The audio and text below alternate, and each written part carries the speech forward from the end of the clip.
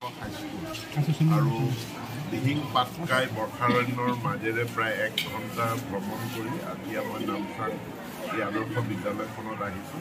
প্ৰায় 300 ছাত্ৰ ছাত্ৰী আছে, ক্লাছ 9লৈকে এতিয়া হৈছে। অহা বছৰ আমি 10ম শ্ৰেণীত ইয়াত আৰম্ভ কৰিম।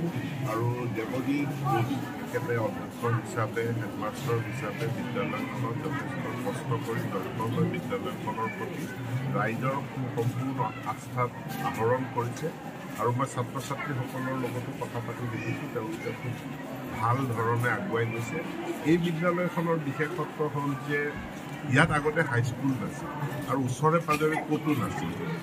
দিহিং পাটকাইখন এফালে অৰুণাচল, আনফালে দিহিং পাটকাই বৰ্ষাৰণ্যখন পাৰ হৈ যাব লাগে। বিদ্যালয়খন খোলাৰ পাছত অধিকাংশ ছাত্ৰ ছাত্ৰী ড্ৰপ আউট ছাত্ৰ ছাত্ৰী, যিসকলে বিদ্যালয় নথকাৰ কাৰণে স্কুল এৰিছিল, সেই ছাত্ৰ ছাত্ৰীসকল বিদ্যালয়খনলৈ ঘূৰি আহিছে। ভাল ফলাফল তেওঁলোকে কৰিছে।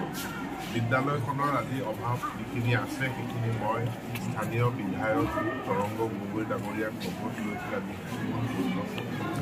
আমি এইখন এখন সঁচা অৰ্থত আদৰ্শ বিদ্যালয় হিচাপে গঢ়ি তোলাৰ ব্যৱস্থা